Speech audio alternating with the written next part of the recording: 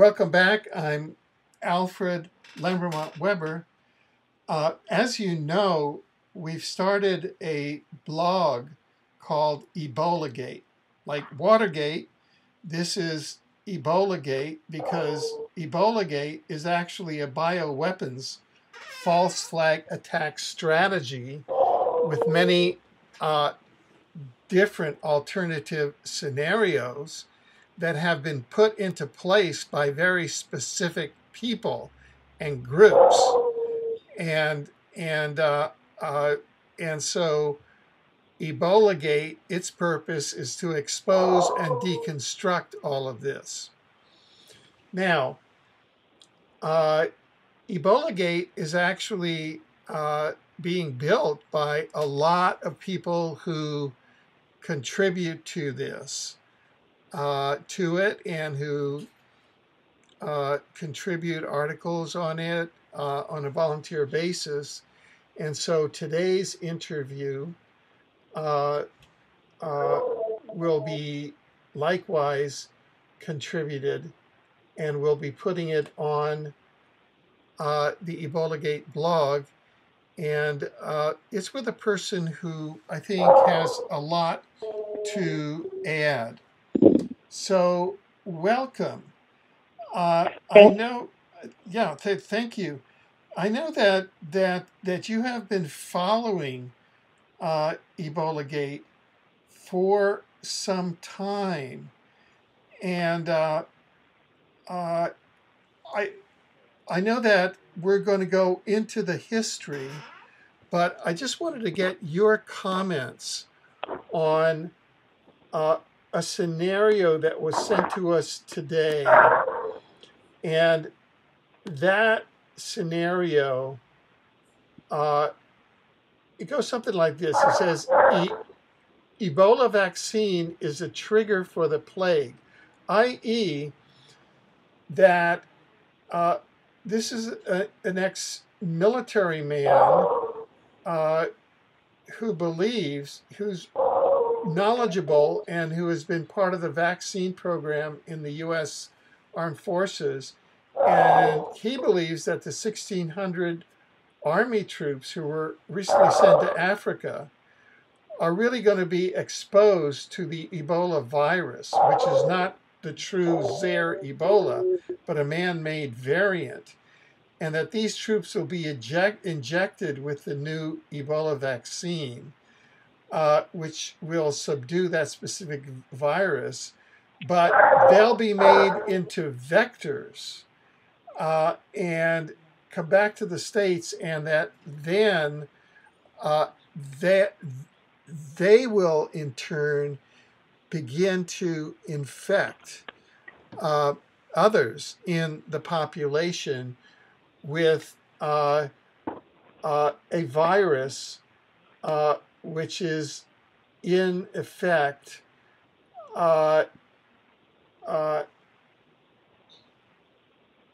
where they have released pathogens, say on the New York City subway system, where they have released pathogens in the chemtrails.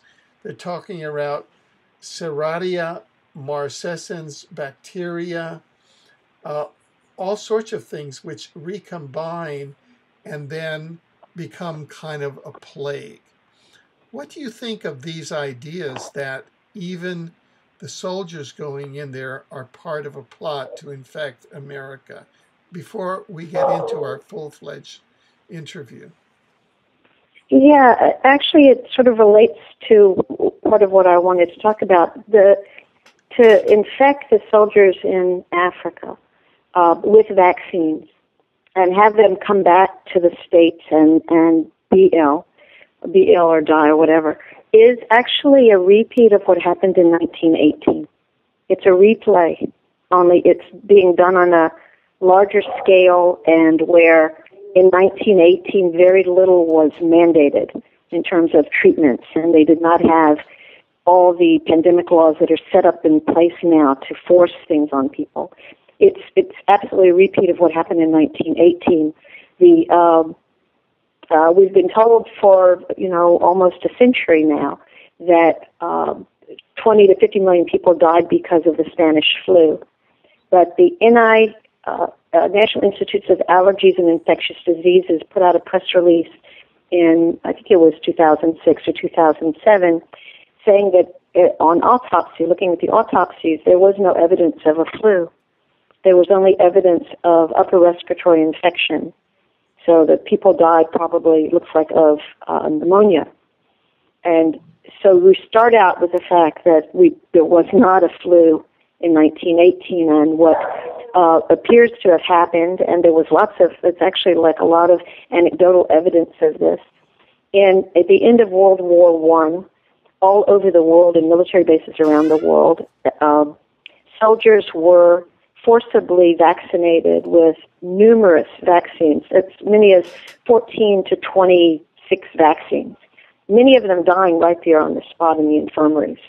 Okay, and if they wouldn't take them, they were put into the brig, and they didn't really have a choice. So many of them died, and they were, basically they said the Spanish flu suddenly happened globally around the world. It began occurring globally. Well, that's not the pattern for a normal epidemic, that it should be in all these different places, all in the same time, all of it occurring, and all around these military bases. Okay, so it was also happening in the U.S. They were also forcing these vaccines on people. So when these soldiers came back, there was tremendous media attention to the fact that they were sick and they were dying, and they had the Spanish flu, and they were urging people to get the vaccines for the Spanish flu. And parallel to that, Bayer had its patent on aspirin. This was a new one of their first synthetic drugs. They had a patent on it that was running out, and there was just tremendous advertising for it, and advertising for what it could do to help with the flu. All right, and so the people were grossly encouraged to go and get vaccines that were actually what was stimulating all the illnesses. Right, and I can talk more about those illnesses in a little while. They knew already in advance that those vaccines caused illnesses, but they were encouraging people to get them. So many people were getting them and getting sick, and then they were being treated with aspirin, which is like vaccines actually. They're both immunosuppressant. Okay, and they were encouraged to use vast amounts of that seems to be what happened. Certainly they were giving it in quantities that we already know would be toxic, and in some cases quantities that are lethal. So, but the CDC, even right now, still refers to the mysterious 1918, the mysterious and deadly 1918 flu. That's, in some ways, that's the entire basis for all the pandemic laws that are in place now in the U.S.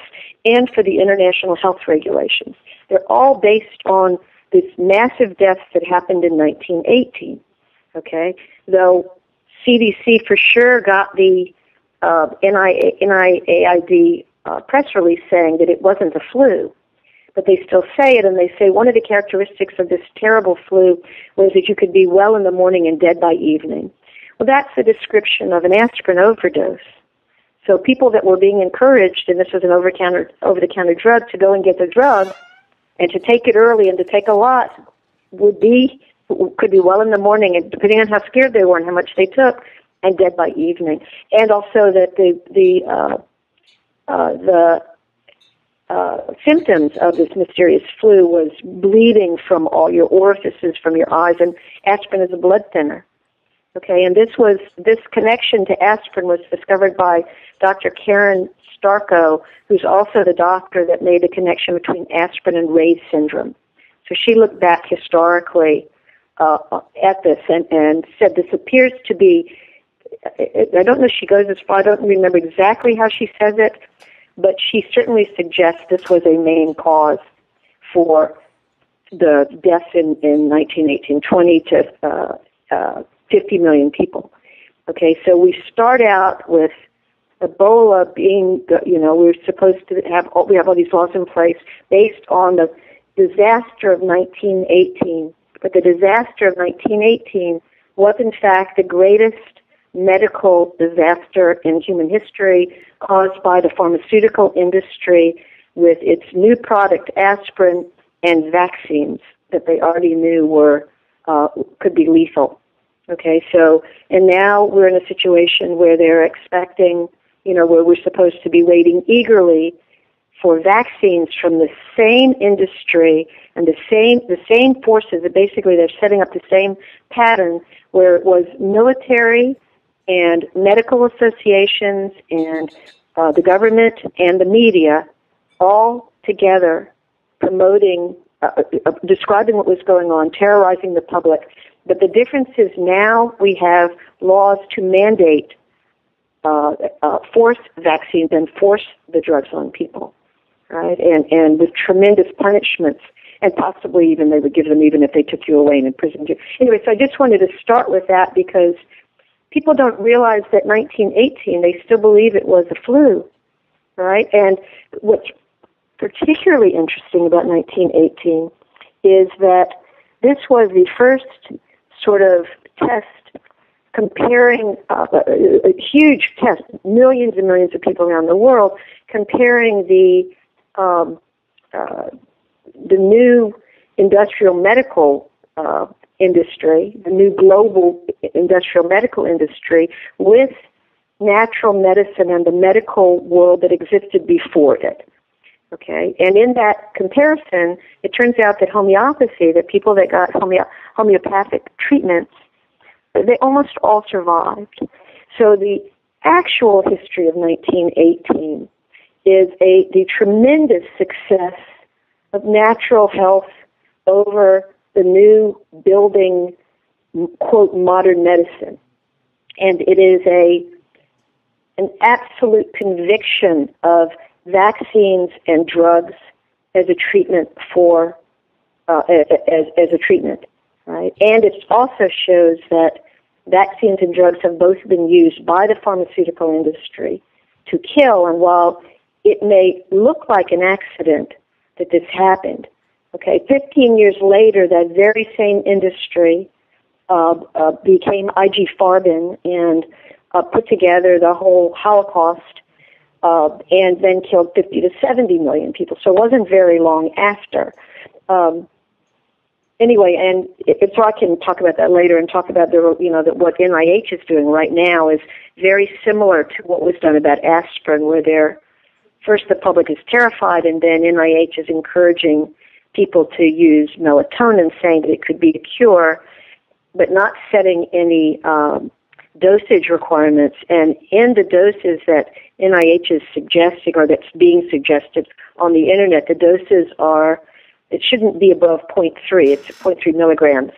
But at the doses that are being suggested, what you would get, what NIH would be producing in people would be Ebola-like symptoms, vomiting, diarrhea, excessive bleeding, hallucinations, psychotic symptoms, stomach, tremendous abdominal pain, essentially all the Ebola symptoms. So we have a government agency that has been part of terrorizing the public, and after they're quite terrorized, is now recommending something as an over-the-counter treatment, so which means that it's easily overdosed with.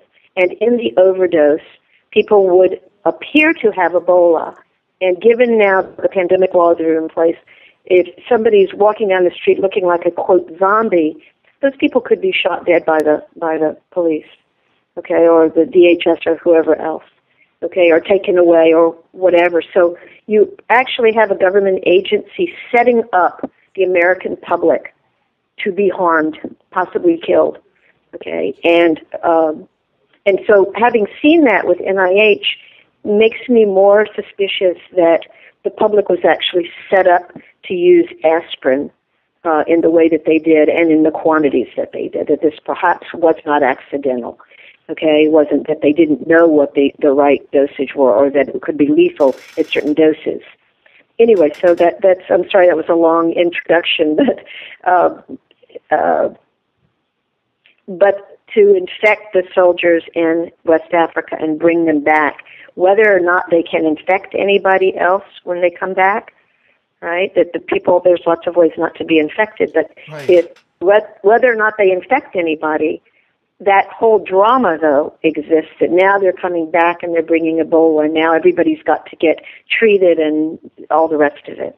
And that's a repeat of 1918. Right, right. Since you brought up the melatonin issue, could you just, people are saying that vitamin C is an effective natural treatment. Could you just talk about that briefly? Sure.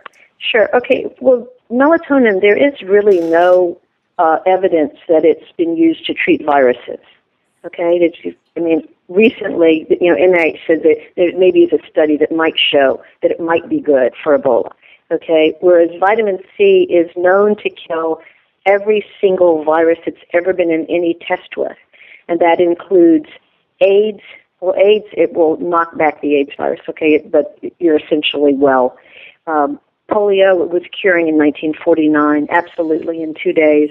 West Nile, dengue fever, Lyme disease, hepatitis, you just name a virus, and it's been used, vitamin C has been used, so it's an absolute viricide. Okay, no question about it. There's if you ever have a virus, you want to use vitamin C.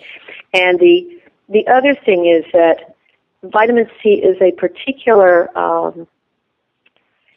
see the best way to put this, it's a universal cure. It's not just an absolute viricide. And the reason that it's a universal cure is actually very interesting. It's based on the fact that using biophysics, we actually have a unified field theory of medicine. Right now we have diabetes and MS and ALS and, Ebola and polio and all these different diseases. Okay, and then all these different treatments for them and trying to find new treatments for them. And we have all these viruses that are mutating and trying to find something that will treat that. But with this other way, if you're using biophysics to understand what's going on with health, it's actually very simple.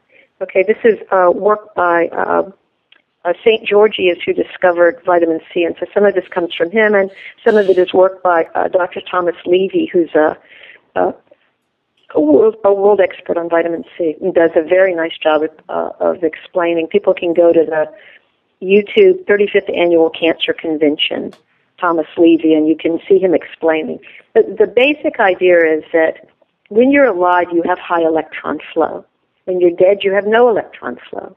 And when you're sick, you have low electron flow. And the sicker you are, the lower the electron flow. So if you have a cold, it's somewhat lower. If you have radiation poisoning, it's just tremendously lower. And then the other diseases and stuff like that, in between. So basically, anything that can deliver enough electrons to neutralize the loss of electrons caused by whatever the disorder is, and it doesn't matter what the disorder is, but anything that can neutralize that loss and set you back to a normal electron flow, that's a cure. Okay? So, and just that one paragraph I just said, that's a unified field theory of medicine. It doesn't actually matter. You don't have to think about, oh, it's this disease, what do I do? Oh, it's that disease. You just understand there's been a loss of electrons, and you want to pour them on to such a degree that you neutralize the loss. Okay, so vitamin C is important because it is the premier deliverer, biochemical deliverer of electrons. Okay, like all the nutrients, all the organic nutrients deliver electrons. But vitamin C is more able to deliver them because it's more bioavailable than the other nutrients. That means it can be taken up by more tissues of the body. And it can be used, there is no upper limit to how much vitamin C you can use. So if someone has radiation poisoning, for instance, and you give 50 grams of vitamin C and they're still sick, you can give 50 more, 50 more, 50 more, and just keep going until finally you're neutralized. What you're trying to do is neutralize the loss. So it might take, you may not know how much it takes, but you just keep adding until you do. And that's also a very different approach than drugs, where you have to be very careful what you take because they're toxic. All right, vitamin C is the opposite of toxic. Okay, so first of all, it's better than all the other nutrients, which cannot be taken up by all the tissues of the body. Okay, and you can't do it. Turmeric is an incredible antiviral, antifungal, anti-fever. It does enormous numbers of things, but you can't take it IV. Okay, you can't deliver it in those kind of quantities. You can't take it IV, and many other nutrients which are excellent. You can't do that way, but you can potentiate the vitamin C by adding. If you know that nutrients are useful, you add in more that have a value. You're now adding to the strength of what vitamin C is doing. Okay, and then the other thing, though, is that using this measure of electron flow or depletion of electron flow, which is what diseases do, then people need to know that all vaccines and all drugs deplete electrons, exactly like disease does. So if you have a disease and you take drugs, or you take vaccines, you've already got a depletion of electrons. You've now increased that depletion. And the more drugs you take, the more you've depleted the electron flow. Okay, so using this physics, thinking of this in terms of physics and electron flow, all vaccines and all drugs are toxic. So the entire basis of the modern medicine, their big accomplishments, drugs and vaccines, are anti-health, okay, because health means high electron flow, and they both reduce electron flow, right? So if you're not well, you want to increase electron flow, and I'll just throw this in just because I think it's interesting, and it's a way to get electrons without doing it biochemically, but to get them directly. The whole surface of the Earth is covered in electrons.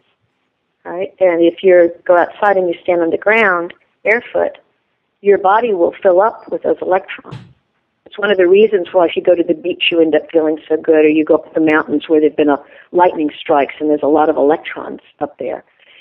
You feel really good when you come back and very relaxed. And also if you stand on the ground barefoot, you will be grounded. All of the electromagnetic frequencies that you've picked up, from your computer or everything else, just stand on the ground barefoot for a few minutes, or sit on the ground, and it's all grounded. It all goes, you lose it immediately, and then you fill up with electrons. So for people that are unwell, one is sunlight is great for you, and they used to do this back, I think, when the Mayo Clinic was, more natural. If somebody had tuberculosis, they would they would be outside. They would put them outside. They would get sunlight, and I don't know whether they were touching the ground or not. And they would actually be given raw milk, okay, because that delivered all those bacteria, live bacteria, which that's what makes up your immune system, is the live bacteria. And all the drugs and vaccines kill off those live bacteria. So you're actually killing off your immune system, or you're suppressing your immune system. The same thing with antibiotics. That's what antibiotics will kill off your all the bacteria that you need. So the more live bacteria you have, that's your immune system on most of it. So fermented foods and fermented foods are great for you. Yogurts and salsas and pickles and all those things, so long as they're actually fermented and not just not all pasteurized, but they're still living. Those are all probiotics. Billions, you're getting billions. So anyway, vitamin C can handle radiation poisoning. It can handle snake bite, lethal snake bite. In Australia, where they have many lethal snakes, and cattle and dogs will be bitten and they'll be killed. Farmers go out in the fields with a holster with a loaded hypodermic needle with vitamin C. And if they found an animal down, they just will inject them. And then they say the animal's sick for a while, but eventually they'll get up. Otherwise, if they don't inject them, the animals will be dead. Okay, so that's a pretty strong recommendation right there. So even if Ebola is a bioweapon, and vitamin C is also tremendous for any kind of toxin, So if Ebola is a bioweapon and they've added all these things to it, vitamin C is tremendous protection from that also. In 1949, am I going on too much, Alfred? I'm sorry. No, it's fine. Please. Okay. So in 1949, I mean, we're told that the polio vaccine was this major accomplishment. Well, it turns out that in 1949 in Reidsville, North Carolina, a doctor named Klinner, who's a GP, was treating polio with IV vitamin C. People would come in with 105 fever, and in 2 days they were well. And even one person was brought in who already was paralyzed. And within 5 days, that person was well. And Klinner was unable to get any medical association to pay any attention to this. He went to meetings. He did everything he could to let people know that there's a cure for polio. It's a simple cure for polio. But he didn't get anywhere. In 1952, there was a big polio outbreak in the United States. And there also in the early 50s is when DDT was being sprayed in heavy doses all over the United States. And the symptoms of DDT are similar to polio. But more than that, the Rockefeller Foundation people working for the Rockefeller Foundation had previously been involved in DDT and malaria. Okay, and the Rockefeller Foundation was involved in the polio vaccine, both the Sabin and the Salk polio vaccine. And they also controlled the March of Dimes. Okay, so and the media. So the entire polio vaccine story is really a story about the Rockefellers and potentially related to DDT, okay, which was, I think, produced by Monsanto. Okay. Oh, and Monsanto, even though Bayer had the patent, and it went off patent around 1918. Monsanto actually became during that same time, ended up being the largest producer of aspirin in the world.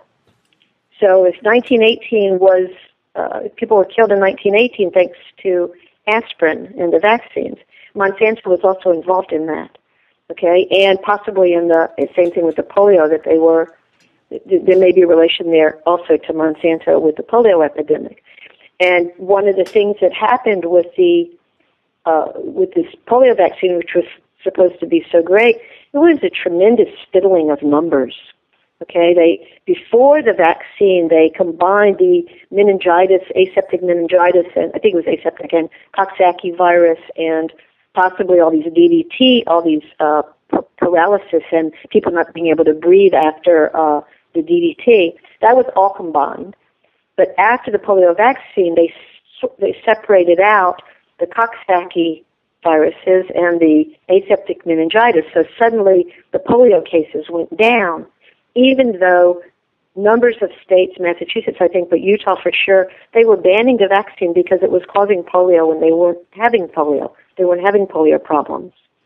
Okay, and then the other thing that happened with the polio vaccine, and this is also related to Ebola, the polio vaccine was weaponized by the CIA and Tulane University in the 1950s, early 60s. And they were trying to create, they irradiated the virus. And however they did it, they were doing their best to create a vaccine that would give people such a virulent cancer they would die within a month of getting the vaccine. And I believe those vaccines were brought to Africa, I'm not sure. But the polio vaccine itself, whether or not it was related to that, the polio vaccine was contaminated with simian virus 40, SV40, which causes cancer, soft tissue cancer. And even today, and it started, and there was an epidemic then of soft tissue cancer in the United States following the polio vaccine. And even today on autopsy, 60% of the tumors that are autopsied have SV40 in them. So the polio vaccine is not what we were told. It was the same as 1918 was not as we were told. Polio vaccine is deeply associated with cancer, causing cancer. And the head of the British Cancer Institute, I can't remember his name, Bell, I think is his last name. He lays the entire horrific rise in cancers entirely to vaccination. Okay, and this was, I think, in the 70s or 80s that he made that statement. So people can look up Bell, vaccination, British Cancer Society, and they can see the quote. I'm not quoting him exactly. But basically that cancer is directly related to vaccination. Right. Now, all of this it seems what you're saying can originally be traced back to the Rockefellers, who were one of the prime movers, along with the Rothschilds, in the eugenics movement. And coincidentally, also, they were involved in the eugenics movement in Germany during the Nazi occupation, I believe. Correct? That's right. Yes. Well, in 1918, there was, so here the pharmaceutical industry killed 20 to 50 million people, and it was very clear that natural medicine and homeopathy was what you would want. That was the best way to health. But starting in 1920, the Rockefeller Foundation set up standards and gave millions and millions of dollars, and basically took over all of the hospitals, all the hospitals and medical schools, and basically it got rid of homeopathy. Did everything they could to get rid of homeopathy altogether. They didn't fully succeed, but that had been a very standard treatment for people and a successful treatment for people.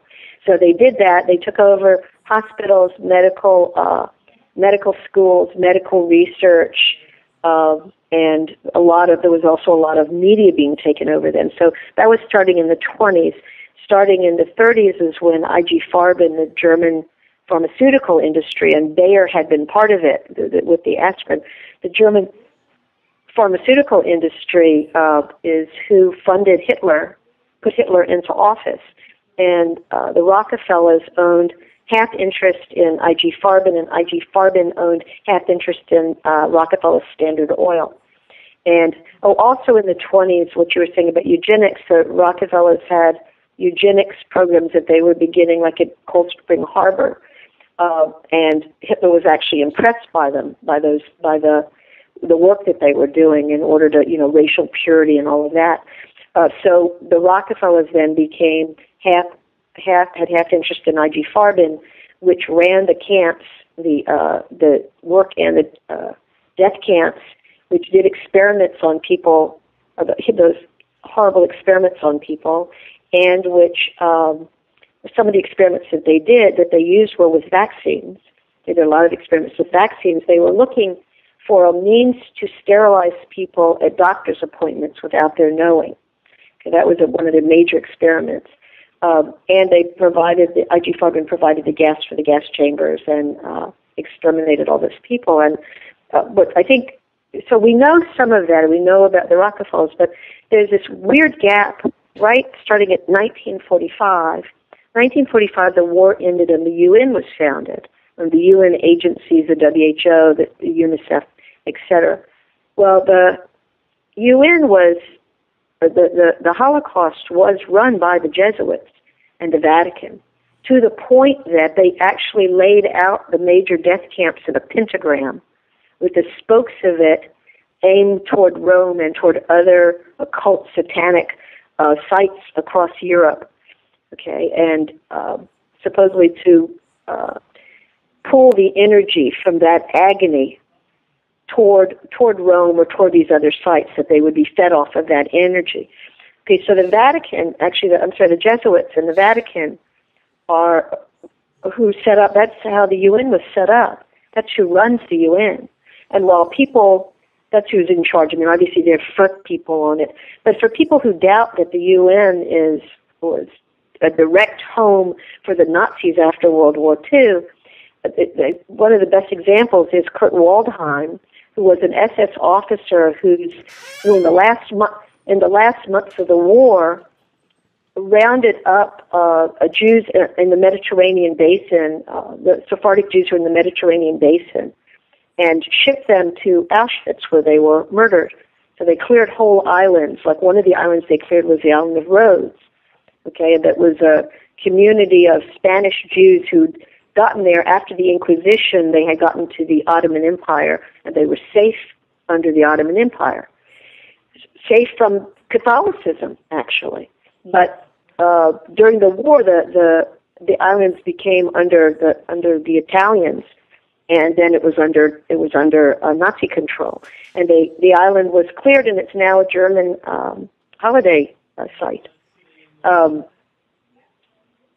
Anyway, so Kurt Waldheim, I was forgetting where I was going. Kurt Waldheim was nominated to be head of the UN, and there was objections that he was an SS officer, but it didn't make any difference. He became head of the UN.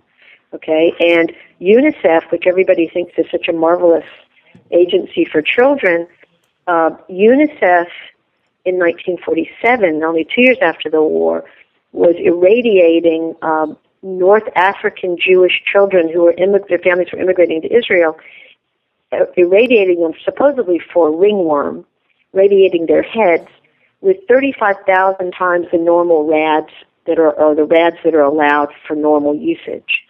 So with people screaming in agony and children dying and them being sterilized, and they did thousands of children this way. Okay, and only those children, not the Northern European children, only the children coming in from North Africa. So the brown, more brown children. So that's UNICEF, and UNICEF was involved recently with Ebola because and so was the UN. So actually, let me finish. I'll do the WHO next. So when the war ended in 1945, the major pharmaceutical companies that made up IG Farben, BASF, Bayer, Heck, I'm not sure how you say it. Heck produces icon gas that killed people in the gas chambers. Those pharmaceutical companies became under the WHO. They're the major funders now of the WHO. So when the WHO tells people there's Ebola, and Bill Gates and the Rockefellers are the major funders, but the pharmaceutical industry are also big funders. When the WHO tells us something and we think that they're protecting health, we're not understanding the WHO is fascist. Those companies are fascist. Right? They just simply moved over and they got dressed in white coats and after killing all the people, millions of people in Europe, they now became in charge of world health, global health. They had moved on to something bigger. Okay, so that was the other, so we have the UN is Nazi, the WHO is Nazi, UNICEF is murdering children, and then UNICEF in North Africa was involved, the UN and UNICEF and Doctors Without Borders, which are also suspect. They did a vaccine campaign in West Africa with in which Ebola outbreaks coincided with those vaccine campaigns.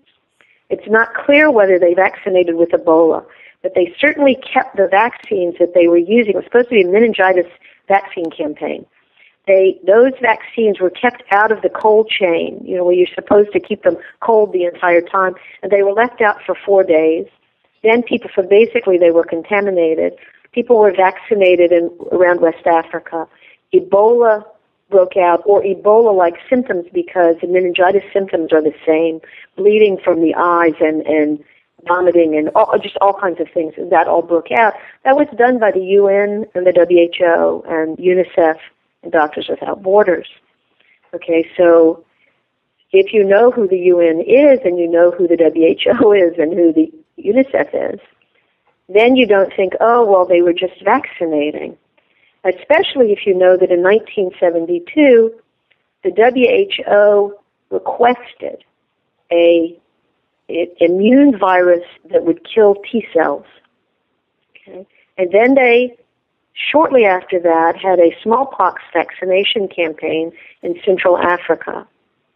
And immediately after, AIDS began to break out in Central Africa.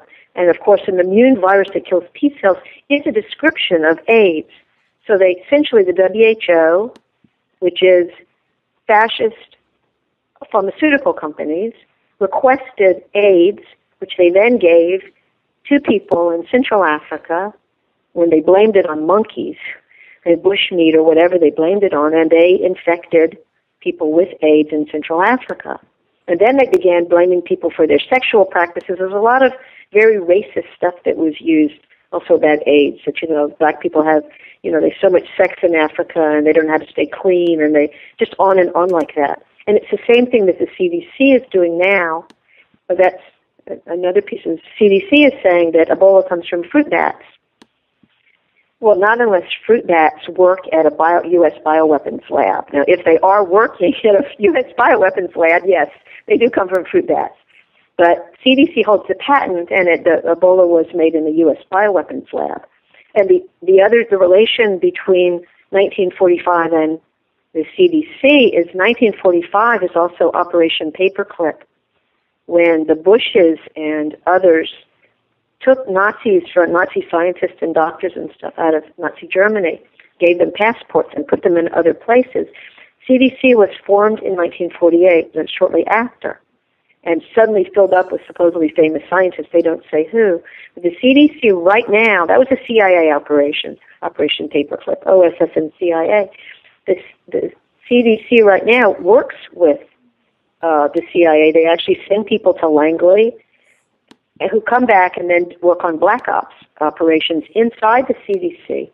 And inside the CDC, they keep separate books, so that people have written about this, that with depleted uranium, they keep one set of books to say that depleted uranium is not causing whatever problems, and then they keep another set of books to show how many people, and for those who may be trying to use depleted uranium to depopulate or to destroy people, showing how successful depleted uranium is. And so the assumption is they also keep separate books for the vaccines and for everything. We do know that in 2004 that the CDC said that the measles vaccine doesn't cause autism, that they did a study in 2004. There were 4 scientists, 2 of whom were CEOs at the CDC, which is not a government agency but a corporation. Okay, so they said it didn't cause autism, but now one of those scientists, a guy named Thompson, has come forward and said that they hid the data, and he actually wrote the head of the CDC about it, Julie Gerberding, to say that he was very concerned, never heard back. She got a big job at Merck after her heading the CDC, $1 million job, heading vaccines at Merck. Anyway, so that was exposed, but the data, it turns out the data that they hid was not only that the vaccine causes autism, but at a 340% greater rate in little black boys. So what they may be hiding, or appear to be hiding, is that they've actually, whatever companies are involved, like Merck, I think is one, GlaxoSmithKline, I think is another that does the MMR vaccine, hiding that they appear to have developed a racist vaccine, a racially targeted vaccine. Okay, because there's no reason that little black boys should be so different. There is a difference between boys and girls. Girls supposedly have a stronger blood-brain barrier, so they are less impacted by autism. They have a less rate, even though they are affected. But the little black boys should not be getting, there should not be the rate. And then in addition to that, the WHO has an unpublished study on the MMR vaccine showing that in malnourished populations who aren't vaccinated, there's a 2.8% rate of contracting measles. But with the MMR vaccine, there's a 33.5% rate of contracting measles. So the MMR vaccine not only causes autism, but it causes measles. And every time there's an outbreak, the CDC blames unvaccinated populations who are not getting measles, and doubles down and says that children should be getting more. They should be getting more than one vaccine. And this is with them having hidden the data, knowing that it causes autism, knowing for sure that it also causes measles. They are then saying children should get additional measles vaccines. So that's the CDC, and the numbers that they're giving on Ebola.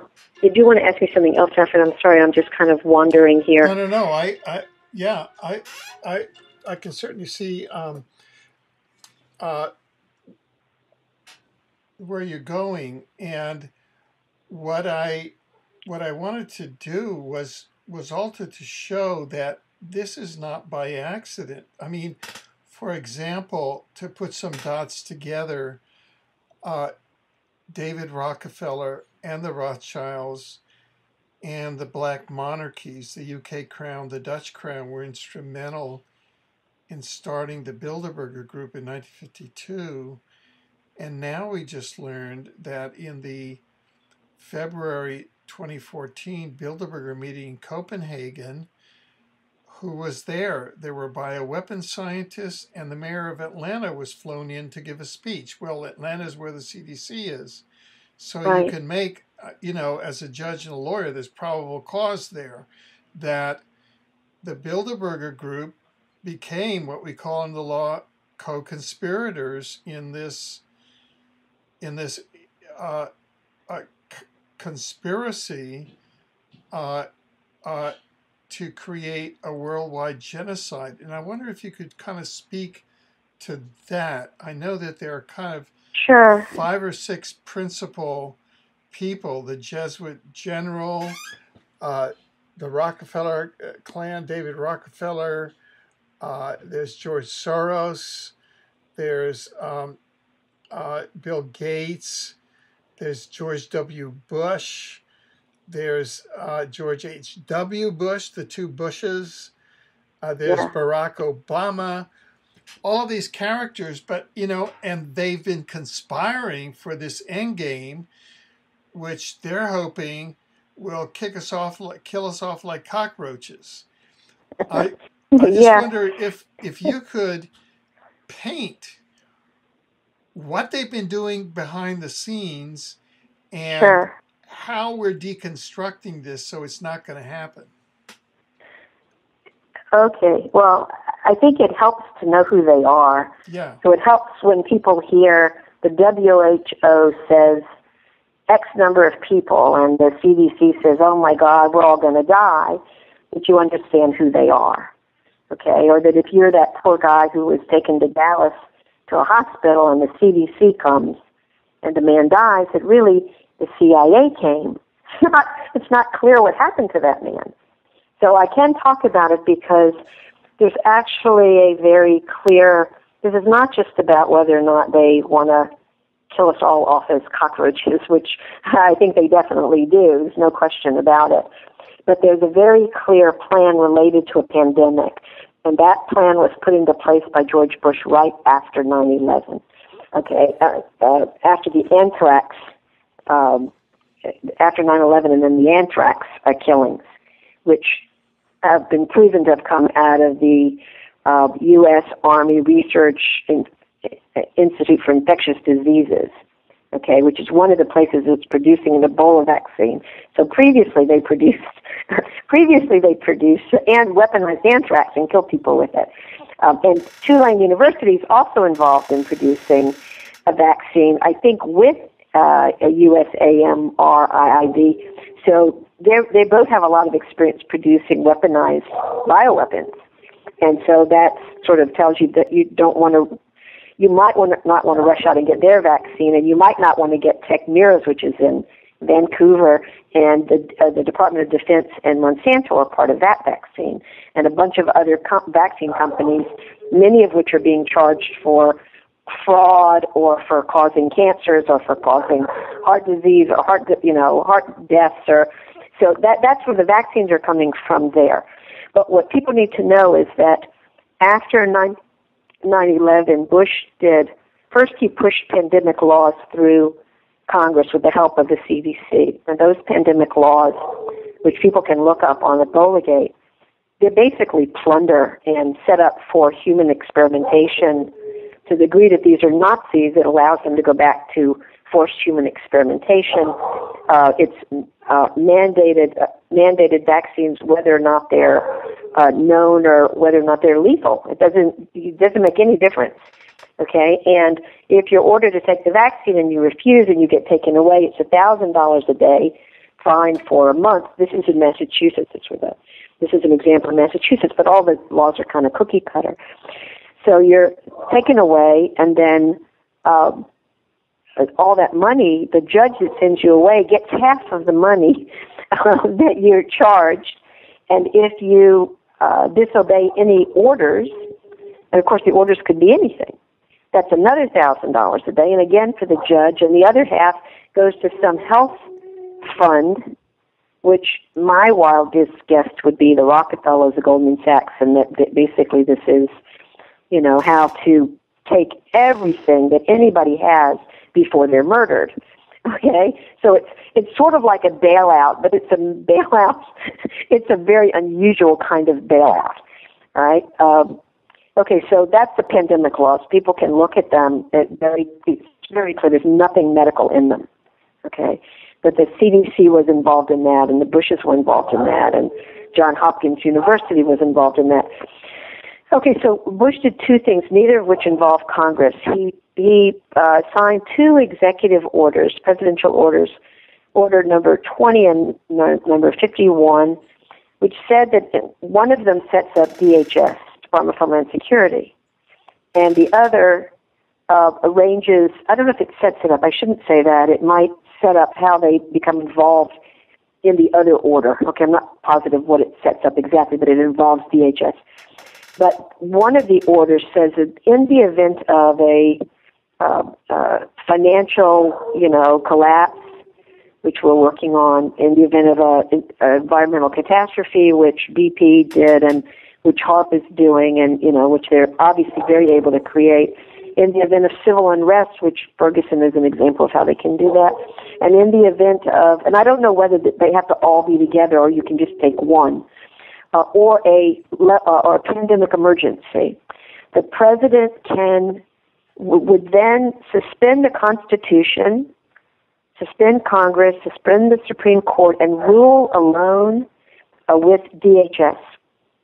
Okay, basically it sets up a coup in the United States, and it doesn't refer in any place to when any emergency is over and you reestablish the Constitution and the president goes back to being, just a regular corrupt president, not a dictator.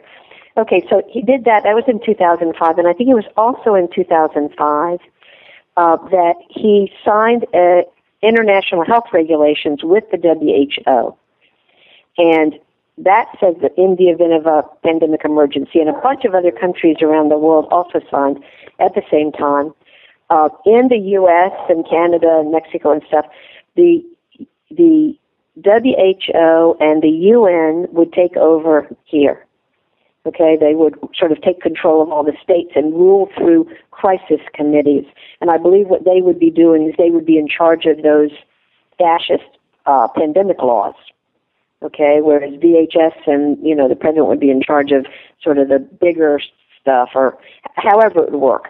Okay, so what Bush did, he not only arranged a coup based on a flu, he arranged a foreign invasion of the United States.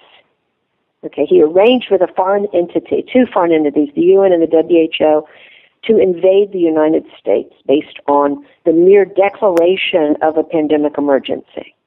Okay, and that does not have to be defined. All they have to do is say it's level 6. They don't have to say X number of people have died. And they don't have to say, here's proof that they died of that pandemic. Because what they're doing right now is what they did with polio, malaria cases, cholera cases, it's all added in. They even have invented something new called a verbal autopsy. The WHO is using a verbal autopsy. So somebody dies and they simply ask the people around some questions. Were they bleeding? Right? Were they bleeding? Did they have stomach cramps? Did they have fever? And if they passed these tests, that was Ebola. Okay? So even women who have miscarried and are bleeding, or have died in a miscarriage, and there's genital bleeding, okay, where they've died, that's automatically listed as Ebola. So there's always genital bleeding in a miscarriage, okay, but that would be listed as Ebola. So Bush has arranged, when we look at Ebola, what we're looking at is a planned justification with fascist agencies, global agencies, a planned justification for the takeover of the United States, okay, based on the flu, that these agencies are in charge of creating the impression of, which is what NIH just did. I can't remember, did I tell you what they did with melatonin? Right. So so what what NIH did is while they've scared the population, they've been scared to death, they're now recommending melatonin, which would not treat a flu, and which would generate all these Ebola symptoms and looking symptoms. It would look like Ebola. Okay, though it wouldn't be Ebola, it would be an overdose, basically. Like aspirin killed all those people in 1918 and it was blamed on a flu, it would be the same thing. Okay, it's blamed on a flu when it's not. So part of what seems important to me is for people to understand what the whole medical system is composed of. The AMA is controlled by the Rockefellers. The pediatric, whatever that basic pediatric group is, that says you've got to get all these vaccines. Children have to take all these vaccines. That's also controlled by the medical industry, and they get huge funding from the Rockefellers and from the pharmaceutical industry. So it's anyway. Sorry, I hope the dog's not bothering the sound. It's not too much. So those are dogs in the background? Yes. Is it okay? I hope it's not too loud. Well, we'll just have to conduct the interview over them, but please continue. Okay, so people don't seem to realize, or I shouldn't say that, maybe some people do, and maybe a lot of people do, but the doctors that they go to see are trained in Rockefeller medical schools. And it's a very rigid training. It's all about drugs. It's nothing about nutrition, nothing about vitamins, nothing about alternative treatments. They're not allowed really to use alternative treatments. They're actually really checked on, okay, and they're taught that these treatments are nonsense, okay, when actually they're tremendous cures for things. And this has been suppressed by the NIH, FDA, all the agencies. See, these have all been suppressing this from people. Everybody has, family who have died unnecessary, horrible deaths, unnecessarily early, horrible deaths, thanks to these agencies that pretend to be, they're going to help us. They say that they're going to help us. They are making sure that people die. And to give a very good example, people can look up a film called Berzinski, Cancer is a Serious Business, and that's Burzynski. I think there are 2 films now. This guy Berzinski he's an MD PhD. He has a natural treatment for cancer, and he wanted to try it on the worst case cancers to prove that it could work. And the worst is childhood brain cancers. So it's the most, I guess, maybe rapid or the most difficult to cure. It's supposed to be incurable. Well, he's curing it. He's actually curing childhood brain cancers, and non-toxically. These kids are not injured by it. They don't look like little concentration camp victims like the children at St. Jude's Hospital do, where they've lost their hair, and they're, emaciated and in an agony. So if you go to this Berzinski, Cancer is a Serious Business, and you watch it, what you find out is that the medical groups in Texas did everything they could to stop him, even to arrest him. And the FDA was involved, and NIH was involved. They wanted to imprison him. All right, and how he survived this, I don't know. He's just had so much evidence. The evidence he has of the treatments and the actual cures is so strong. So, but while they were trying to imprison him, they were also trying to steal his patents. So that's the NIH. Okay, that's who they are when they say you should take melatonin. There's no way that NIH has ever promoted anything natural that's good for anybody. Okay, that's not what they do. Right. Now let's bring the conversation back to EbolaGate. This long time Illuminati matrix conspiracy that involves a number of major parties, including the sitting president of the United States, and that it seems to me that all of his actions to date have been part of the EbolaGate conspiracy. That is, Obama, we show that I've done, there's ample evidence that he's been part of the BP oil spill, that he was part of Sandy Hook, that he was part of the Boston Marathon, and now that he's part of the two major false flags that the UN just approved action against, quote, end of quote, and that's Ebola and ISIS. ISIS, of course, is just a financed operation of the CIA through the Union Bank in Switzerland. We now know that from a counterintelligence officer of the U.S. Army who reported that just a week and a half ago, and other sources. So here we have the President of the United States. We have George Soros, who funds the labs. He's sent over 1,600 troops to be infected. He's making sure that the flights are coming in. He's protecting two criminal organizations in the World Health Organization and in the CDC. The mainstream media are largely complicit in this conspiracy. What can we do? I just, one of the things people can do, right? If you're black, right, and you understand that the WHO caused AIDS on purpose in Africa, and that they actually ran the Tuskegee experiment from at least from 57 until 62, that they're still not admitting, but you can look up an article called, I think it's the Tuskegee victims will not rest until the CDC is gone. You can look that article up, or you can look up CIA and CDC and CIA, a close and sick relationship. You could look up both of those.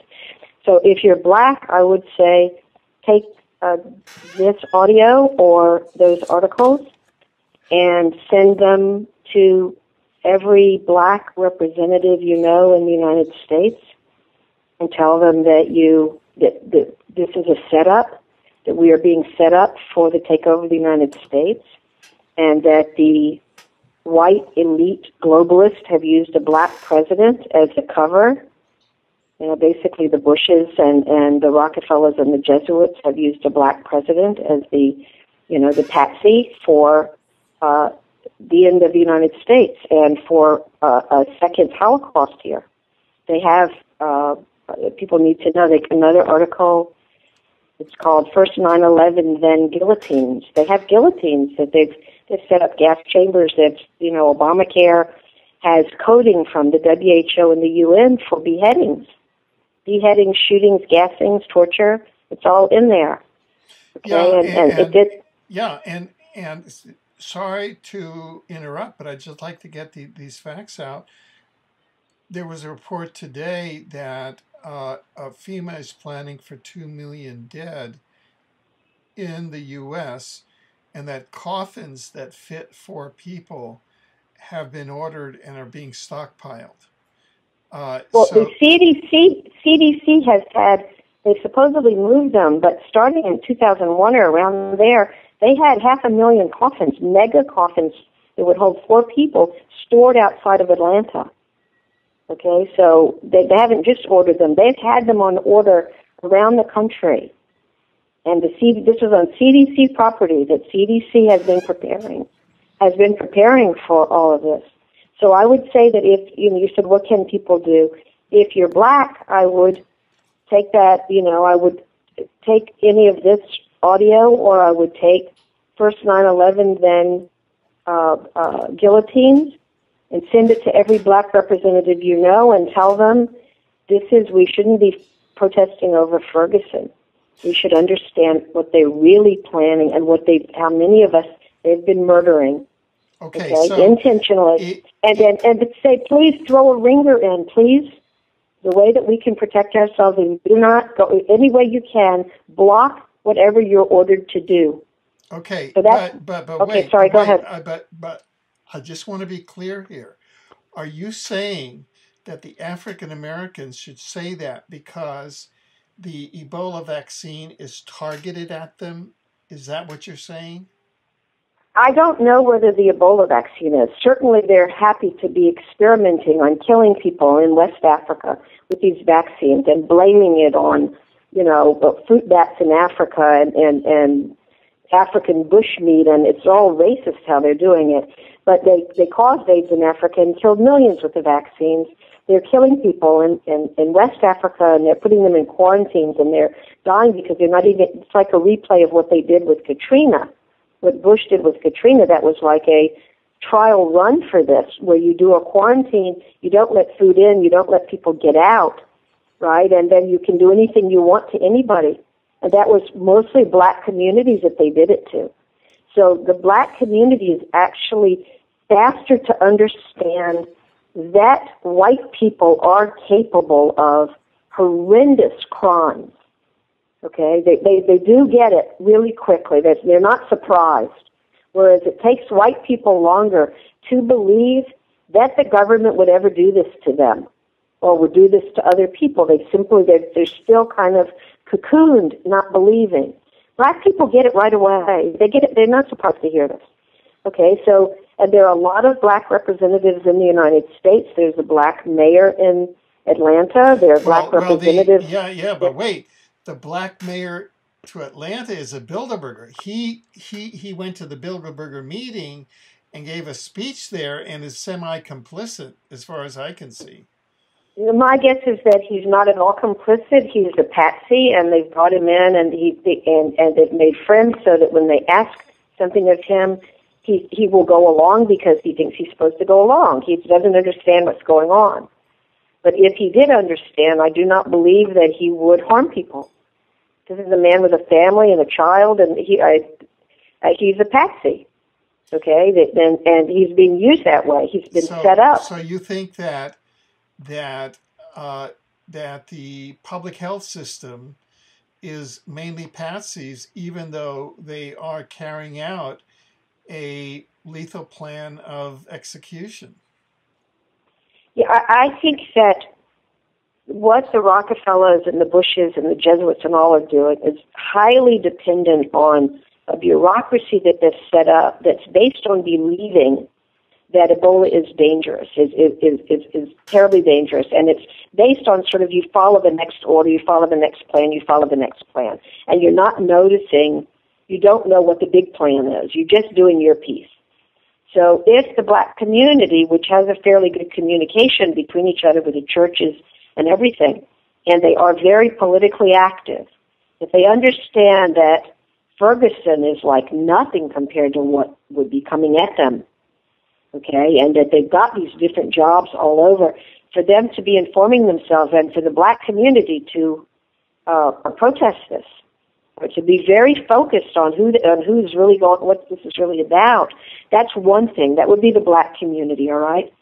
The Jewish community they've got the Jewish community by the short hairs.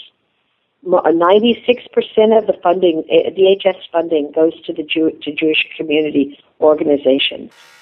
And they have them so confused, they believe that their enemies are white Christian fundamentalists who own guns and who are, that those are their threats.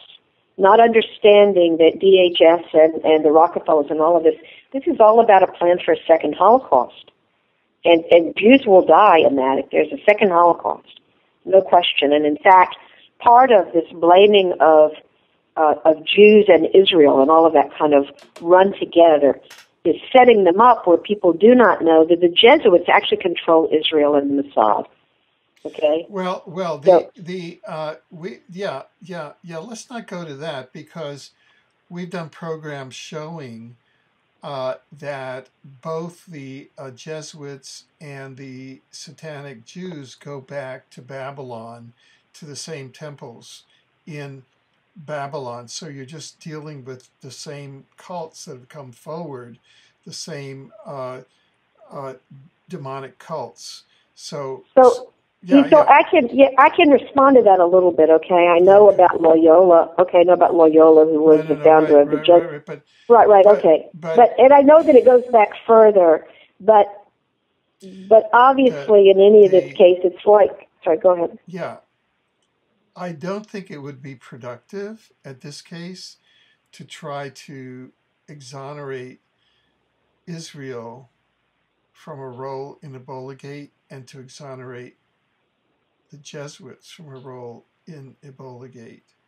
Oh, I'm not exonerating either Israel or the Jesuits, but I'm saying that that whatever is happening coming from the Zionist Israel government is being run by the Jesuits, and that's a very separate thing from ordinary Jews ordinary. Sure. Oh yes. Okay, yes. but that is often not stated, or it's not stated enough. Okay. So what I was trying to say is yes. Well, that is permissible to state. I didn't know that you were stating that. It wasn't stated clearly. Okay, so what I'm trying to say is the black community is tremendously political and has very great connections to each other. Yeah. Okay, they can get out information, and they've got people who are working in community organizations, and if they find out what this is really about, they may be able to throw ringers into the works. Okay, and it is a house of cards because it's only a small number of people who are involved in this, and it's all based on lies. Okay. Now, who are the people? Let's get down to brass tacks. Who are the people that are involved in this that should be exposed and prosecuted so that we can accelerate the falling of this house of cards? Okay, so first let me just finish it. The black community needs to know, and the Jewish community that has been tangled up in VHS funding needs to know that they are planning a second Holocaust, okay, and that they will be affected, okay. So, but how that's going to be done with the Jewish community, I don't know. I think it's very hard to reach them. So, in terms of who's involved, okay. Well, the CIA is involved. The CIA is run by the Rockefellers, and the Rockefellers are controlled by the Jesuits. This is a Jesuit operation, all of it. Right. Okay, all of it. All right. So even if you see Rockefeller, David Rockefeller is certainly responsible. I mean, David Rockefeller and Henry Kissinger, who came up with vaccines to sterilize. I mean, all the children in the United States are being exposed. Every vaccine mandated at children in the United States has a sterilizing agent in it. Okay, that's a good enough sterilizing agent. It's listed as a preferred ingredient in an international patent on a fertility impairing vaccine. So when children are getting between the 12 hours after birth until 6 years of age, 75 doses of a sterilizing agent. Okay, so people need to know that. So, and Rockefeller's involved in it and has been involved. Bill Gates is obviously deeply involved in this. George Soros and Gates funded the bioweapons lab in West Africa. So, but people need to recognize that, what's his name, Richard Dresser, I think is his name, who's on ABC's an ABC correspondent, used to be head of the CDC. He was head of the CDC when the CDC put out numbers of swine flu cases that doctors around the country were not seeing anything at all, and they called CBS and said, we're seeing nothing. Where are these numbers coming from? So CBS reporter went to the CDC with Freedom of Information Act. CDC would not turn over their data. So the reporter went to the different states. In California, 98% of the cases that the CDC or this guy Dresser, if we want to find somebody behind it, Dresser said were swine flu or not swine flu. They weren't flu at all. Most of them were colds. And 2 days after that report came out by CBS, Obama declared a national emergency, which put military on the ground, removed any need to test the vaccines, and activated FEMA camps. Okay, so there's the truth. What the truth brought out was this is the way they responded to the truth, and then the CDC actually said that there had been 22 million cases of swine flu in the United States. So it's astounding. People need to know when they see this guy Dresser in Liberia or wherever, the man is an actor, and the things that are being said are lies beyond comprehending. Now, who is Dresser again? Dresser is now a health anchor at ABC News who's grossly promoting fear around Ebola. Yeah, He's been pictures of him in Africa, and it's ridiculous. He's just an actor. He's a pretty boy actor. Okay, but he had been head of the CDC and put out these enormous lies. Yeah, so CIA planted Dresser in CDC, and CIA under Operation Mockingbird has now planted Dresser at ABC or NBC? That's at ABC. CNN. No. Sorry, go ahead. Are you sure that Dresser's not at NBC? I saw that it was ABC. I'm sure NBC has their own problems. Okay, but ABC. He was at ABC. Okay, and then Frieden, who's another guy who's at the CDC now, he's responsible for this astounding lies about Ebola. 90% death rate. That's baloney. People that are not even treated in Africa, who are in a hospital laying on the floor and they're just given something to eat and some fluids, 54% recovery rate with no treatment at all. And in Liberia, there's doctors there who are using an HIV drug, just a regular HIV drug. And they're getting 93% survival rate. Okay, so you're talking a disease that people should not be afraid of. And that's 93% survival in malnourished people who have less ability to get well than people in the United States do. Okay, so that's an astounding lie. And also saying that it's not only 90%, death rate, but it's incurable. It's completely curable. Vitamin C is a tremendous antiviral. Okay, and it's not being tried or used anywhere. I mean, they're not using it. People should be doing big shipments of vitamin C to West Africa, but they're not going to let that be used because they need to have a pandemic emergency. Europe has said that the numbers from the WHO, they're not trusting them.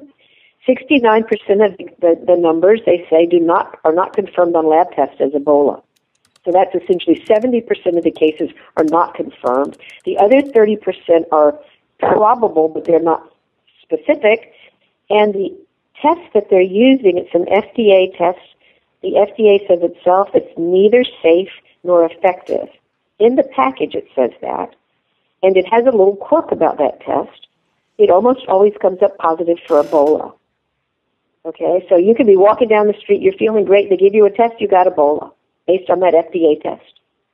And so then they can run those numbers up as high as they want, right? And now you've got a pandemic emergency, and the president declares a pandemic emergency, and he takes over the United States, and then he asks for the WHO and the UN to come in. He's essentially asking for the Nazis to come in. Right. And to go ahead, come into the United States and begin a second Holocaust. Yeah. Now, it is Dr. Richard Besser, Besser, okay, a 13-year veteran of the CDC and who is now ABC News Chief Health and Medical Editor. Now, right. So what we're talking about, what you're talking about now is the result of regulations put into effect by 4 generations of presidents. George H.W. Bush, George W. Bush, Bill Clinton, and Barack Obama. All those 4 are the 4 CIA time travel identified U.S. presidents who have been groomed from the moment that they were pre-identified by CIA and DARPA chronovisors to be future U.S. presidents. They were They have been groomed by the CIA to be president and to follow certain policies. Presumably, part of that is this culmination of the EbolaGate mass extinction, because all of them have signed regulations which together have created the infrastructure necessary for this mass execution. Is that not the case?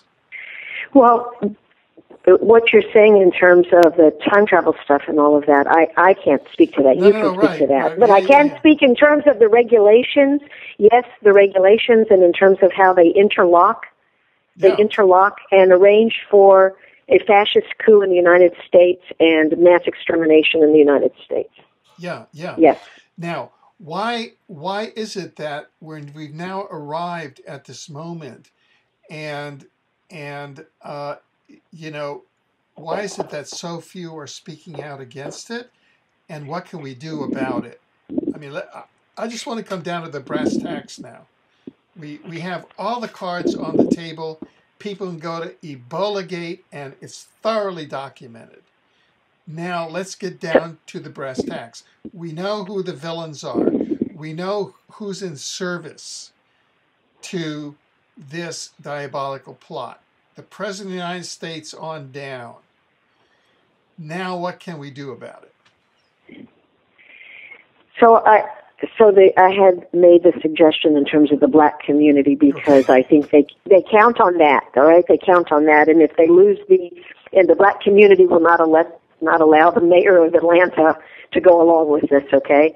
All right, he will, if he finds this out, he's not going to go along. Black community is not going to go along, okay? In whatever way they have to stop it.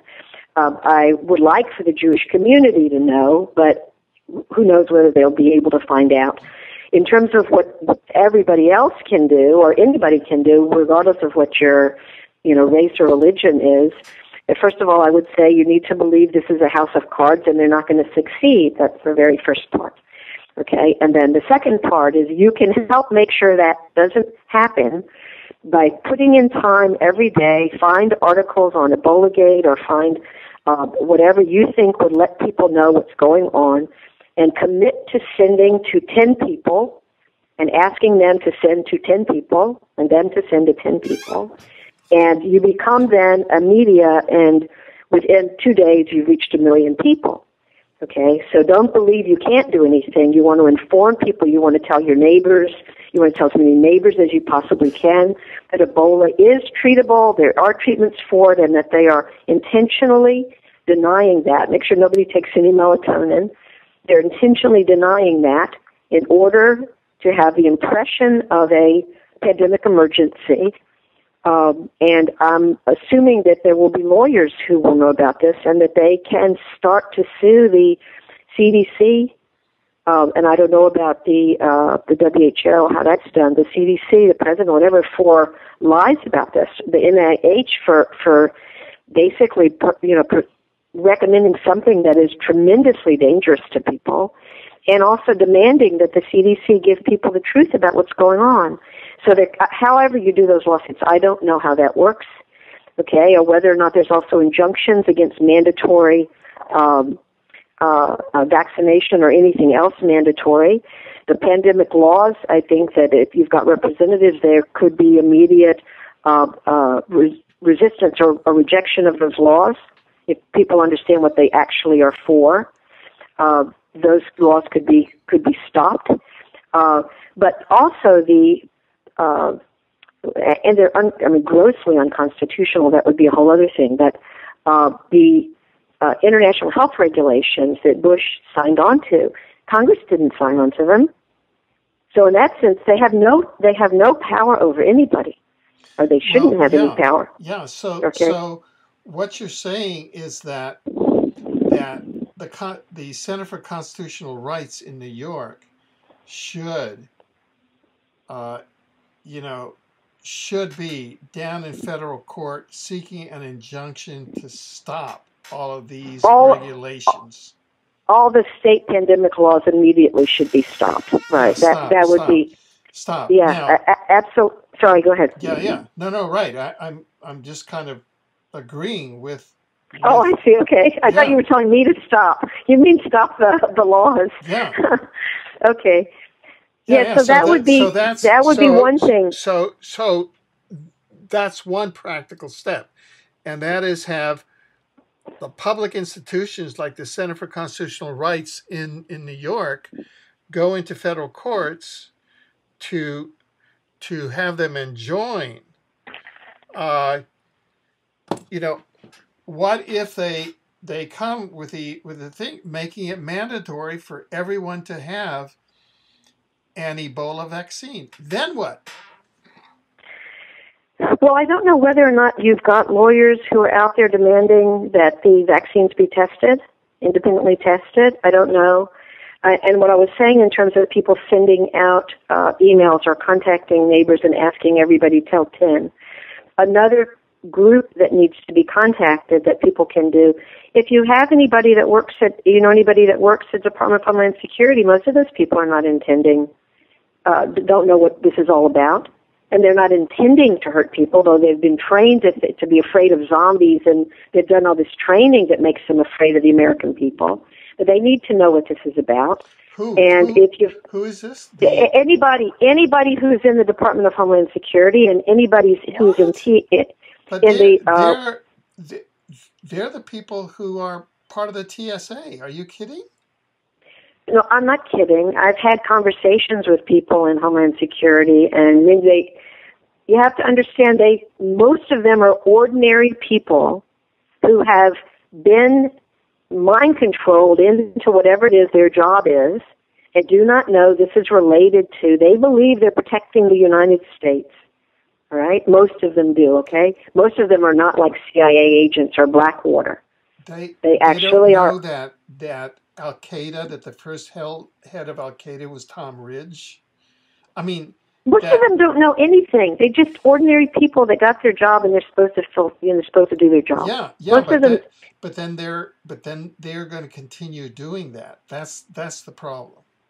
No, so the point is that if people are reaching out to let other people know, and you have family or friends who are in DHS, you can reach them, they can reach others. People in DHS need to know that they are being used to end the United States as a sovereign country. They don't know that. Most of them don't know. Like the upper people do. The upper people know what this is about. But most of the people... Yeah, so what you're saying is that even though we've had 13 years since 9/11, they've held these jobs, and even though we have systematic pilfering by TSA employees, and even all of that, and wholesale robbery, and even though Homeland Security has bought I don't know how many millions of soft round bullets, they're not part of a fascist presence. They're not part of the plot. I don't know. So part of the lower, that's right, lower down, this is all dependent on the lower echelons of all of these bureaucracies. Right. So so reach Homeland Security people, reach every medical person you know, reach every doctor you know. Make sure that everybody knows Ebola this is a flu in order to create a coup. That's the point of it. That's the point of it. Laid out. Okay. Well, first, I would say that everybody should start taking 1,000 milligrams of vitamin C every day. I would say at least that. Yeah. But they should get a high quality vitamin C. Yeah. Live On Labs is a company that produces a good vitamin C. But there are others that make sure it doesn't come from China, that it's not the ester C, not that's the stuff you get in the at Walmart or Walgreens or any of those places. You want to get a very high quality vitamin C and get a lot of it. A lot of it.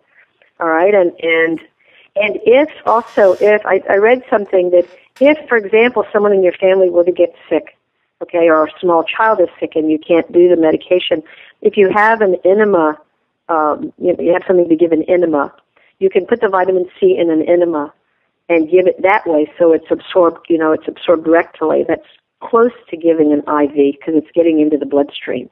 It's going pretty straight into the bloodstream. Yeah. So that's a nice thing to know for somebody who's not eating or they can't take medication. That would be a way to do it if you ever need it.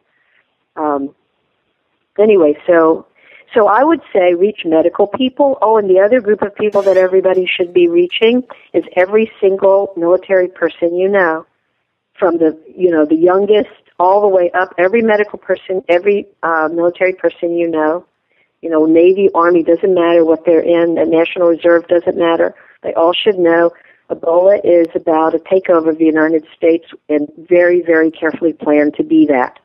Okay, and so whatever they're in, where they're being asked to follow the next step, there's lots of ways that people can simply undermine it, There are people who are supposed to drive the trains that have the boxcars that have the shackles in them that are supposed to go into the gas chambers. Well, people need to know that, the engineers cannot drive. There's lots of things that people can do. Lots of people have skills where you can destroy a train. You can do different things if trains are not working. So this is a time where all of us belong to each other, right? This is not about, what your race is or your ethnic group or your sex or whatever. This is about saving this country and all of us sort of working against these forces that are out there, but, in our own private little way, letting a lot of people know, and in, ways that we have particular skills to undermine things like trains or like, people know where those gas chambers are. Okay, people know about it. There would be ways to undermine that. All right, people have a lot of skills that way. And we have militia and military who are close to taking down these people. So this is really this Ebola thing, this is their last gasp effort to have their, New World Order, their Fourth Reich. Okay, and so we just need to make sure they don't get it, and then they're going to be arrested, and we're going to have a golden age. We're on the, cusp of a golden age. But we have to understand the whole medical system. This is what people really need to know. The entire medical system failed, the modern medicine failed coming out of the chute. From the very beginning, it was an utter, total disaster. It killed 20 to 50 million people. And natural health, which was there before modern medicine, was actually saving people, and all the diseases that dwindled. They dwindled before the vaccines were introduced. They went down on their own because of hygiene, better hygiene and better nutrition. And the human body is a remarkable, amazing, wonderful thing. And you need to, if you want to be well, you need to support the immune system and make sure that people have lots of fermented foods. So that's all the probiotics to make sure you've got, billions of little bacteria in you that's your immune system you're being looked after by little teeny bacteria.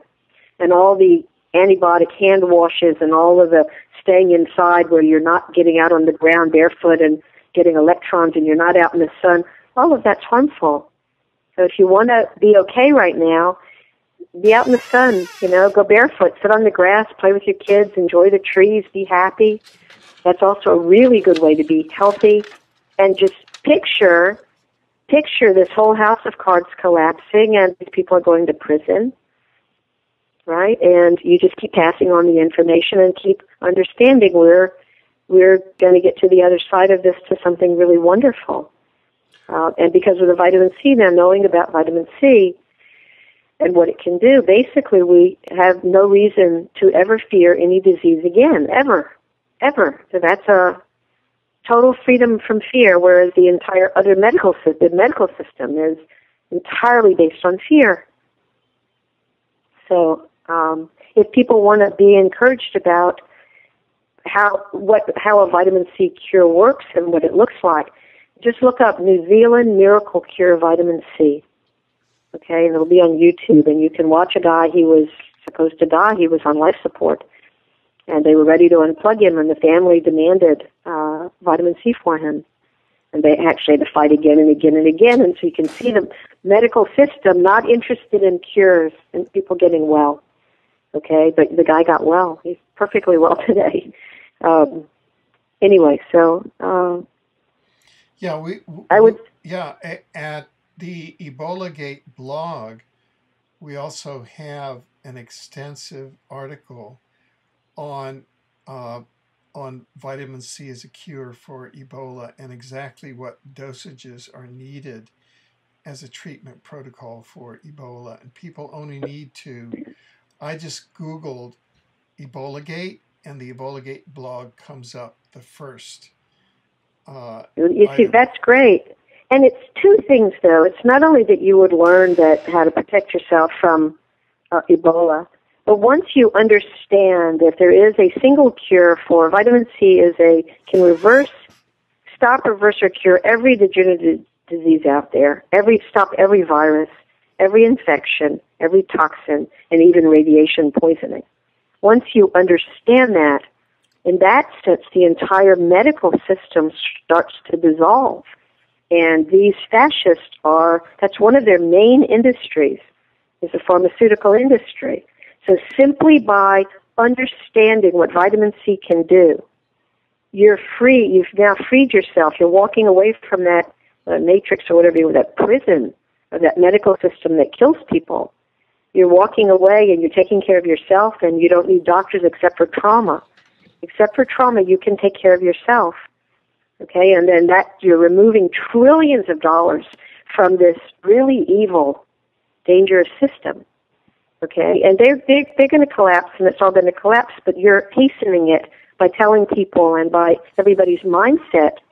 You're realizing you've been caught in all these lies, and Ebola is this one giant lie, and it's sort of the last gasp of this industry trying to get rid of people. They're genocidal maniacs, to put it nicely. that's being polite. They're genocidal maniacs. So once people know, and you're sharing it with your friends, everybody knows as you're talking to them about vitamin C, you can tell them they're planning to use Ebola to take over the country. This is how they're going to do it, right? And then if more military knows and all these different communities know, if we all know, they can't do it. They simply can't do it, right? It's and then you were talking about, the Center for Constitutional Rights and others that need to be filing suit immediately. I mean, every lawyer in the country needs to be filing injunctions against mandatory vaccination, anybody with any ability to do that. And there need to be lawsuits against CDC right now for lying to the American public, for bioterrorism, really, for creating this, this bioweapon and then promoting this in the way that they are, particularly since it's all leads directly to a coup and mass murder here. So if you believe in Ebola, you're believing in all the rest. You're sort of down the chute, but there should be lawsuits, absolutely. So maybe a lot of lawyers, people will be reaching every lawyer that they know. And there also can be, what do you call it, when lots of people on a class action lawsuit. They can be class action lawsuits, right away.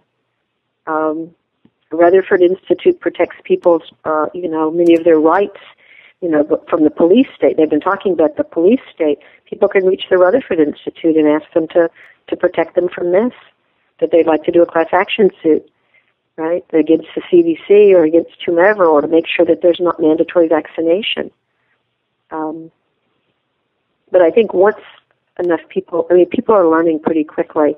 And I guess the other thing, too, is when you see a hazmat suit, you should understand it's a costume. Okay, it's a costume, right, in order to promote fear. Because there are treatments for Ebola, and so if you didn't wear a hazmat suit and you got sick, there's something that you can do to make sure you're fine. Okay, so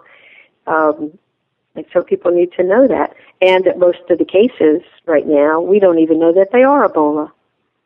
Right? We've got no evidence. Where's the evidence that these people are dying from Ebola, or that they saw X number of people and then they're getting sick? And if they get sick, what did they die of? Were they killed in order to raise the numbers? Right? We don't know. So we're in a fiction. We're in this really ugly fiction, and once we realize it's a fiction and we don't believe it anymore, they have a hard time moving forward. You can watch the TV and you can see, oh, look at that, look how he's acting, look how he's, But beyond that, Alfred, I don't know, because there are probably people who are very good at thinking how you deconstruct something like this, right? It may take our military knowing this is absolutely planned to be a coup, and they know who these people are, and would work to make sure there's no martial law, right? Or that trains, if there are lots of boxcars with guillotines in them, the military can simply have those destroyed. Okay, that and the FEMA camps could be, if we really wanted, FEMA camps could be bombed. All the FEMA camps that they've built for concentration camps, those can all be taken down, right? So, but I don't know those things. Okay, that's not. You just asked me what would you do. For me, the main thing you would do is you would let as many people as you know, right? And if it's a lot, you just say, just send to 10 and have them send to 10, and then you're getting word out and you're really helping. And if you do that, you keep doing that, you're part of saving your country. And then the other thing I would say is that it's not going to succeed, and that you should enjoy your family and be happy. That's another way to be healthy. Eat only organic food. Eat only organic food. Take a lot of vitamin C, good quality vitamin C. You can get some at the Vitamin C Foundation also, vitamincfoundation.org, and let other people know, and enjoy the fact that there's wonderful people in this country, and there's a lot of people working behind the scenes right now, doing all kinds of things to stop this. A lot of people we can't see, right? And this is just a wonderful country full of really wonderful people. And that's why I was saying what I did about DHS and TSA. There's really good people and ordinary people there, right, who would not want to harm their country and would not want to kill anybody. And they've been lied to, and they've caught in this.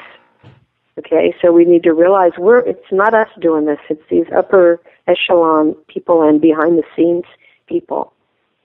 So, and I would say get to know your police. Let all your police know, local police. Go see them, bring them cookies, tell them, please make sure, you're not going to be part of this, and tell them as much as you can, right? And get to know your neighbors, and, basically just talk to people and be really nice. Talk to people, be nice, enjoy other people, and we'll be fine. Everybody's going to be fine, but you got to tell people. Yeah. I'm also thinking at the local level, people have, a lot of people at city councils, city councilors, mayors, neighborhood councils. I mean, these are people that are responsive to pressure. And absolutely. Yeah. And sorry, go ahead. No, go ahead. What I was going to say is that if people go and they simply use the EbolaGate articles, they can show them that the WHO numbers, Europe is not believing the numbers. Yeah. And the CDC has a horrible reputation for lying, and they're already lying about the major things about Ebola, and most of the city council people do not know that Ebola is curable, and that there are treatments and with very high success rates, okay? And they don't know about the other part either, what the ultimate flu to coup plan, right? But if they simply know this is a curable thing, it's completely curable. Yeah. Okay? I would say, though, for people that if they start rolling on anything, I would avoid subways. Why? I would avoid subways and For example, what does a person do who lives in greater New York City? Take a bus. Aha. Take a bus, whatever, but I wouldn't go in their subways right now because they've been in the New York subways, the Boston subways. I don't know about D.C. maybe. Because, in fact, that's where it's said that there's a plan which uses the New York subway system, which has been spread with this particular pathogen, And Right. these are kind of force multipliers of Exactly. So then in New York City, it would be easy. And not only that, but during the Nazis, they developed sarin, the sarin gas. yeah. Okay, so if you kill people with sarin gas, and John Rappaport has a really good article about how you stage a bioterror event. You say it's Ebola, but you just kill people with gas or something, chemicals, right? Right, and maybe it's a chemical that makes you bleed, whatever, so it looks like you've got Ebola. But in closed areas, they can spray stuff, right? So I wouldn't use the subways, and that's also a way for stuff to get talked about in New York. What? It says the latter plot has already been perpetrated in the New York City subway system when they released the Serratia marcescens bacteria, which was encapsulated in light bulbs and tossed into subways. This diabolical plot is documented in the book Clouds of Secrecy by Professor Leonard Cole of Rutgers University. My ex-military friend told me that the trigger element planted in the U.S. soldiers' Ebola vaccines in Africa will then recombine in their bodies with the pathogen that is to be released throughout the United States. The product of this recombination of the pathogen to be released and the trigger element that was earlier injected into these 1,600 vector soldiers, the product will be a deadly biological weapon of mass extermination, calculated and designed to go airborne and thus highly contagious. Remember the Batman comic book series in 1996 foretelling in a symbolic storyline the diabolical plot for mass extermination of the American population. And then it kind of goes on. So these are kind of the subplots. Now, I kind of we're down to the last 15 minutes of this 2-hour special program.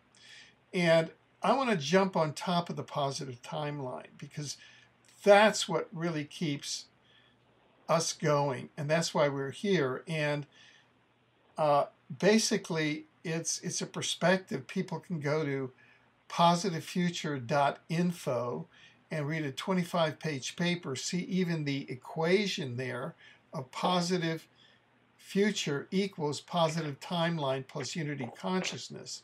And as of December 21st, 2012, we jumped onto a positive timeline structurally that is what we're traveling on.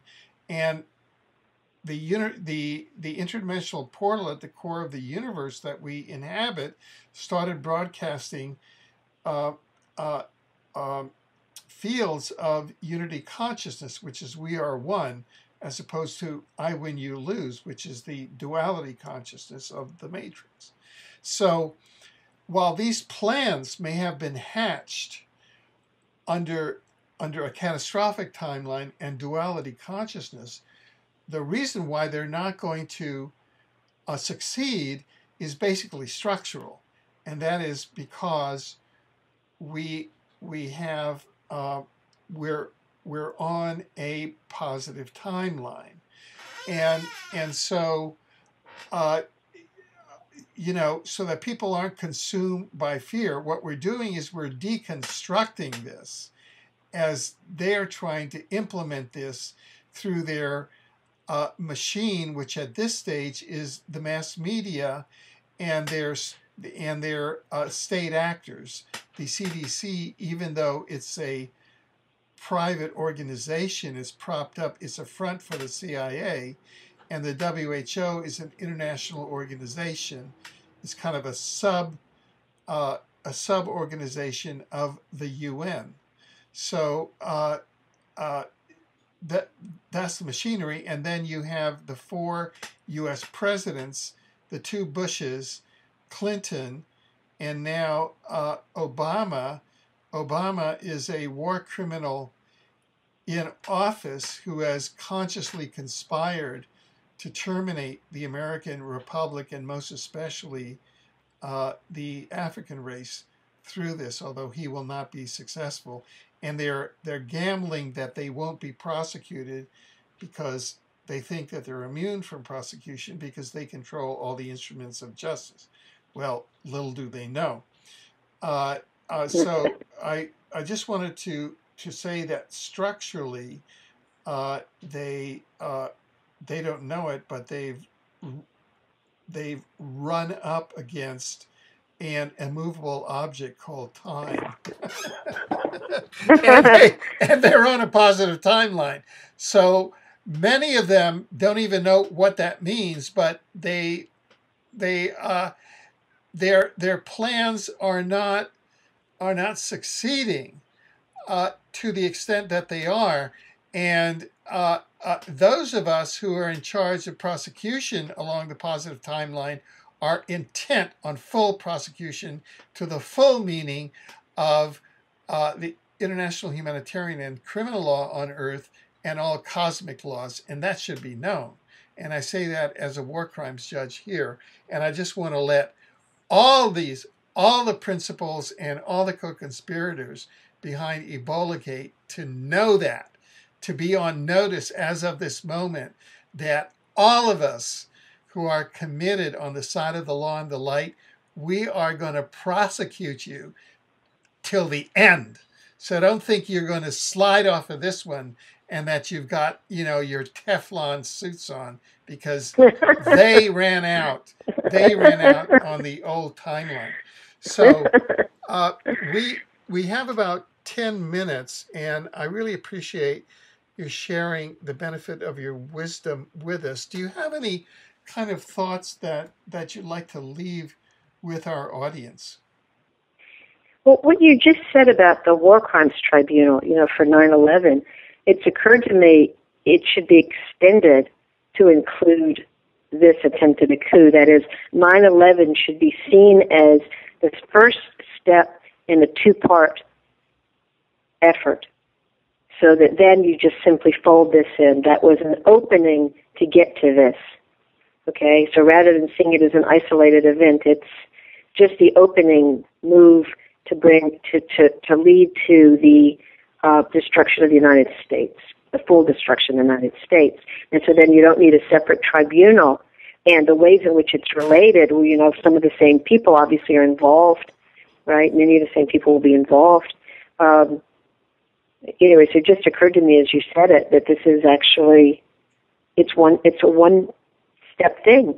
And that actually might help people understand 9/11. This was the beginning, and the coup is supposed to be the finale.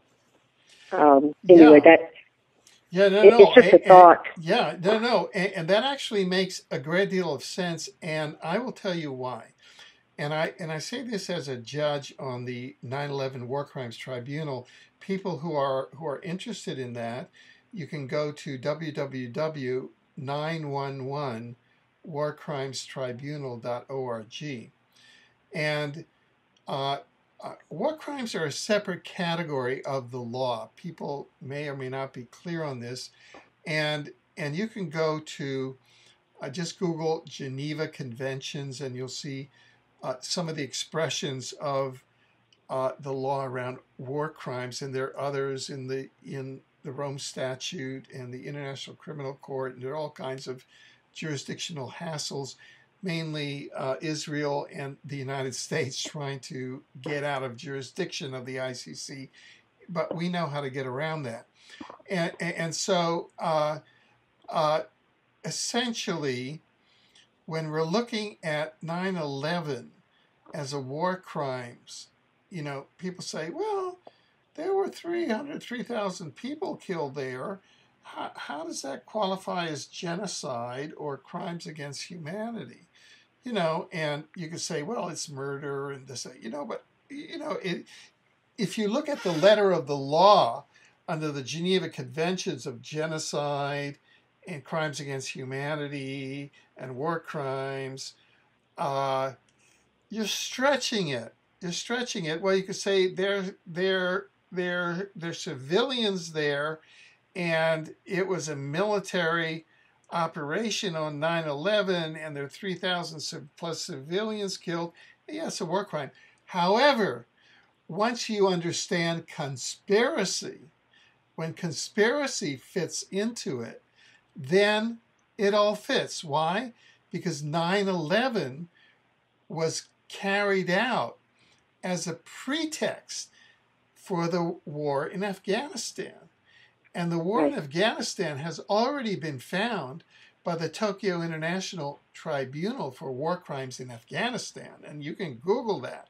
And there's an extensive opinion there that the use of depleted uranium weapons in Afghanistan constitute genocide plus ecocide.